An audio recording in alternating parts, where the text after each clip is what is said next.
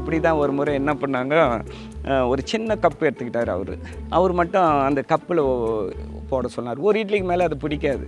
இவங்க ஒரு இட்லி போட்டு நிற்கிறாங்க. ஆனால் இவங்க போடும்போது 4, 5 ஒன்றா எடுத்து போட்டுருவாங்க. எல்லாருக்குமே ஒரு கப்பு போட்டு இன்னொரு இட்லி கொடுன்னாரு. இன்னொரு இட்லி வச்சுது, அது சாப்பிட்டு இன்னொரு இட்லி கொடுன்னாரு. சட்னி ரொம்ப நல்லா இருக்குதுன்னு சொன்னார். அப்படி சொல்ல உடனே ஒரு 4 இட்லி எடுத்துகிட்டு அங்கே போகிறாரு.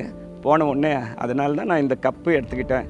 ஒரு இட்லிக்கு மேலே இதில் பிடிக்காது, நான் வேஸ்ட் பண்ண மாட்டேன், உணவு தெரியும்ல, நீங்கள் அதிகம் போகிறன்றதுனால இந்த கப்பில் போடுறேங்க, ஒவ்வொன்றா நான் சாப்பிட்டு போகிறேன்னு சொல்லி சாப்பிட்டாரு. அப்போ சொல்கிறாரு, தமாஷ் அடிக்கிறாரு, உங்கள் புருஷனுக்கு இப்படி போட்டு தான் இப்படி வச்சுருக்கீங்க, இப்படி இருந்தால் என்கிட்ட யார் யோகா கற்றுக்கு வருவாங்க அப்படின்னு தமாஷு சொல்லிவிட்டு அவர் பொறுப்படுறாரு. ஒவ்வொரு சந்தர்ப்பத்திலும் நான் பார்க்குறேன், ஒரு நேரத்தில் பெரிய நான் பெரிய குருவாக தெரிவார், ஒரு நேரத்தில் ஒரு விளையாட்டு பிள்ளை மாதிரி நம்ம சாதாரண மனசும் கூட அப்படி பழக மாட்டாங்க, ப்ரிஸ்டேஜ் பார்ப்பாங்க. இதெல்லாம் இல்லாமல் ஒரு தன்மை, அந்த தன்மை தான் நம்ம கொடுத்துருக்குறாரு. இன்றைக்கி ஒவ்வொரு உலகத்தில் இருக்கிற எல்லா உயிரினும் கூட நம்மளால் கலந்து இருக்க முடியுதுன்னா ஒரு போட்ட பிச்சு தான். நான் மறக்கவே மாட்டேன். கண்ணப்பனா இருக்குது, அவர் சிவா தரிசனம் கொடுத்த மாதிரி இந்த கண்ணப்பனுக்கு என்னுடைய சிவா சத்குரு தரிசனம் கொடுத்துருக்கிறாரு. என் லைஃப்பில் நான் மறக்கவே முடியாது. ஜெய் சிவ சம்பு.